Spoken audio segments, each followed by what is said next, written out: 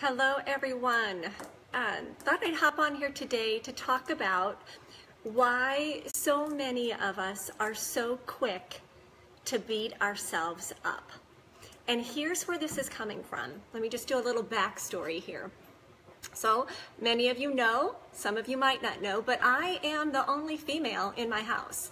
I have 3 sons and of course a husband, so I'm a little outnumbered. I am the queen of my castle, but I'm outnumbered, and I'm really outnumbered by the activity that goes on in my household because it's a lot of guy stuff. A lot of ESPN watching, a lot of football watching, a lot of hunting and fishing shows, which is fine. It's just not me. One of the things that my husband and my son were watching the other night was a boxing match, and I'll tell you, I'm sort of selective on the sports I like. I love hockey, I love baseball, do not like boxing, and I've often scratched my head and I thought and think, why do people allow themselves to get beat up the way they do? And I'm a little softy. Just saw Dunkirk at the movies, and I hide my eyes all the time when there's beating up and fighting and bullets flying and all of those things. So I am a little soft, but boxing just makes me scratch my head. Why do people allow themselves to get beat up like that? Don't send me any hateful comments in the comment section below, because I'm sure there is a reason. I just don't get it. But here's where this leads me in this video. As I'm sort of watching the boxing through fingers like this the other night, I got to thinking, why do we allow ourselves to be beat up internally in our head? Why do we often have this dialogue that goes in our own head, in our own selves, and we allow ourselves to be beat up? Would we say the same hateful words or hurtful words that we say to ourselves, to our best friend, or to someone we love?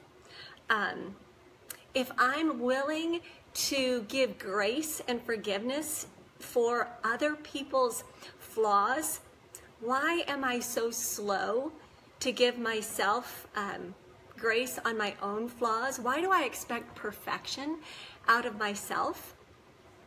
Some things that, and you let me know if you say things like this, or maybe you have some dialogue that goes through your head. Comment below the beating up dialogue.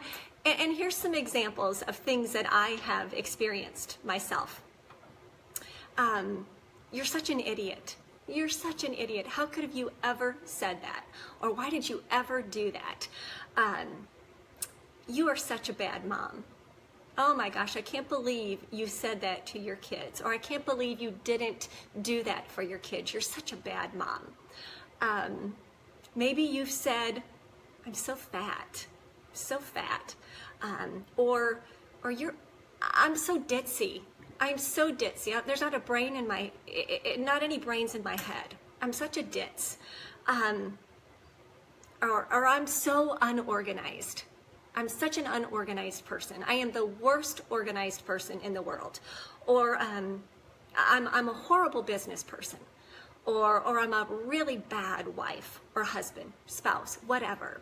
All of those dialogues that go through our head is in essence beating ourselves up.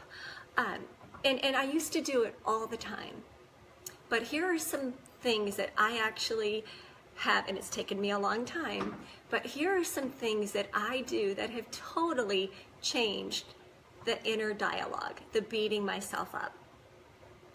So one of the very first things that I do to this inner critic, this thing inside of my head, is I notice it. I notice the inner critic. And here's the deal. Our thoughts come so quickly throughout the day. I mean, the minute we put our feet on the floor, if you're like me, I mean, you are thinking, you are ready to go. And our thoughts come and go so quickly that sometimes we don't stop and think about what we're thinking about. So the very first thing that I've learned to do throughout the years is I stop and I notice the critic. I notice that inner critic.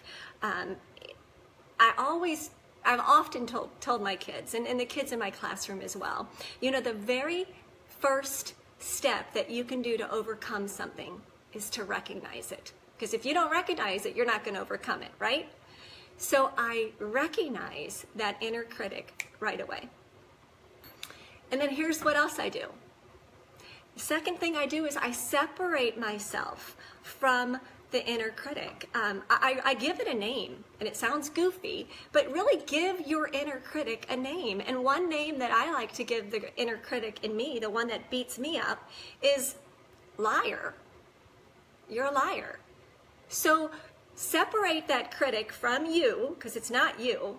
Separate it and give it a name. Maybe it's liar. Maybe you can call your critic the perfectionist, because we're not going to be perfect. So call it the perfectionist.